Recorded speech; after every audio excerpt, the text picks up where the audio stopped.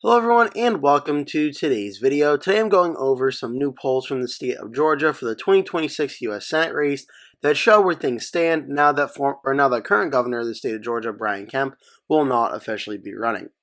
So if you're unfamiliar, the state of Georgia currently is represented by Democratic Senator Jon Ossoff. He is one of the two senators from the state of Georgia. Republicans are hoping in 2026 to flip this seat from blue to red, as Georgia has been a toss-up state in recent elections. Before that, it was a pretty reliable swing state and likely state for the Republicans.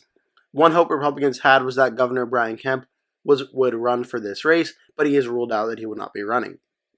In today's video, we're going over a new poll from the Republican-aligned pollster Signal, which shows some of the potential matchups and where they stand at this time. So currently on the Republican side, there are three Republicans running: Reagan Boggs, a horse trainer; Buddy Carter, the U.S. Rep from Georgia's 1st District; and John King, Georgia's Insurance Commissioner. Other Republicans who expressed interest include Rich McCormick, Tyler Harper, Mike Collins, and Rick Allen. Other potential Republican candidates include Brad Raffensperger, Kelly Loeffler, the former U.S. Senator from Georgia; John F. Kennedy, President pro tempore of the Georgia State Senate; Brian Jack, U.S. Rep; Greg Dolishall, and Doug Collins, now member of the Trump administration. So the polls have been done so far have shown Ossoff leading over the Republicans in pretty much every single poll taken, and at least for Ossoff versus Buddy Carter, this new poll seems to suggest that as well. Signal, Republican-aligned pollster, 800 voter sample size, likely voters, margin of error of 3.4. Ossoff leads over Carter, 46-42 with about 12% of the vote undecided. Just outside the margin of error, Ossoff leads over Carter in that poll. For Ossoff versus King, Ossoff is at 45%, King around 42%, 13% of the vote undecided for that matchup. The most interesting part of this poll is for Secretary of State Brad Raffensperger, which shows Ossoff and Raffensperger are tied 44-44 with 12% undecided. The only caveat being here is that a lot of the MAGA wing of the Republican Party does not like Brad Raffensperger after his role with everything with the 2020 election and with Governor Kemp and everything with that whole situation.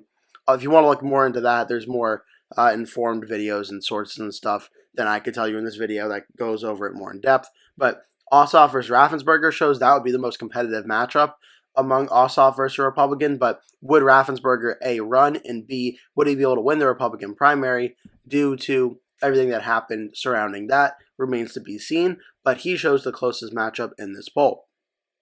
As for Ossoff versus Mike Collins, it has Ossoff at 46, Collins 43, 11% undecided. So that does fall within the 3-point margin of error, but Ossoff still has a lead in that poll. Ossoff versus Kelly Loeffler, the first poll to be done that includes this matchup, shows Ossoff leading over Loeffler by about 3 points, again with 11% of the vote undecided. Overall, the predictions for this race, currently 3 out of the 4 have it as a battleground or a toss-up. Race to the White House has it as lean Democrat. Now, this is very interesting because clearly after Brian Kemp is not running, Republicans are really scrambling to find out who they're going to run now. And at least from this poll, it suggests that Brad Raffensperger is the Republicans' best chance at likely winning this race.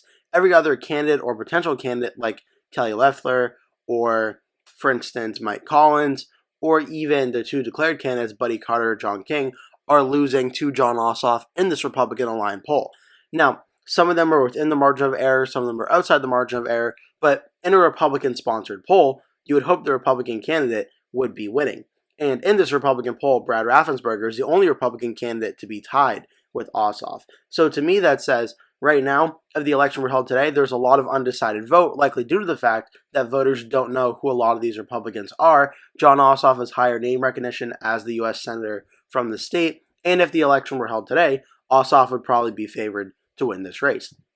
The recent election results for the state of Georgia in 2024 in the presidential race, the state voted for Donald Trump by 2.2% over Kamala Harris in a very, very close election. After 2020, where we saw Joe Biden win the state for the first time for a Democrat since I believe 1996 by 0.24%. Coinciding with the presidential race, the 2020 Senate races in Georgia, both the Ossoff race and the special election race, both ended up going to a runoff as neither of these elections broke 50% on Election Day in November.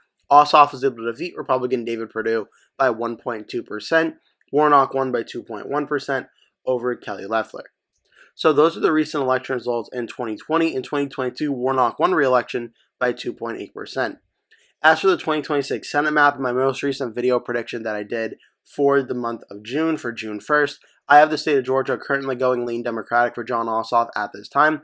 The Republicans certainly can win this race, and it's possible that they do, but given they do not have a certified, strong, well-known Republican candidate right now that can win the primary pretty easily and be a strong candidate for the general election, as of right now, I think Jon Ossoff's in a very good chance and a very good situation to win re-election to another 6-year term, and I think winning it somewhere between his 2020 matchup of 1.2% and Raphael Warnock's 2.8% of 2022, I think is where I have the race going right now, around a 1.9% victory for Ossoff at this time. I do think it's possible Ossoff does not win the election on November election day. I think it's possible he won't be able to break 50% and then it will go to a runoff. But then after that runoff, I do think Ossoff will win by a lean Democratic margin. And I think the real reason being is after Brian Kemp said he's not going to run, the Republicans are really kind of left without a clear direction that they're going to go in. There are a lot of Republicans, Brad Raffensperger being one of them, who I think can make this race competitive. And I think no matter what happens, this race through Election Day is going to be competitive. But Brian Kemp presented the Republicans the best opportunity at flipping this race. Now they're going up against a Democratic incumbent senator without a clear candidate and a clear direction to go in. It doesn't mean the Republicans can't win, but it's going to be a lot harder. And incumbents are typically very difficult to defeat. It's also worth noting Jon Ossoff currently has about $11 million cash on hand as of the financial reports as of March 31st. So he's definitely a Democratic incumbent in a toss-up state, a state that if you had to say pushes one way or the other, narrowly favors the Republicans more than the Democrats. But in recent election years, it seems that might be changing a little bit. Republicans definitely want to take Ossoff out, but right now their party and the Republican primary is wide open and they don't know who they're going to push as of now. Now, if Brian Kemp and Donald Trump were to coalesce around one Republican candidate, then maybe that could give the Republicans a bit of a momentum shift, and maybe they could then make a formidable challenge to Jon Ossoff. But I think right now, Ossoff still starts out as the favorite in this race, and these polls confirm that. Thank you so much for watching. Make sure to like and subscribe, leave a comment below, tell me your thoughts on this video, and I hope to see you in a future video.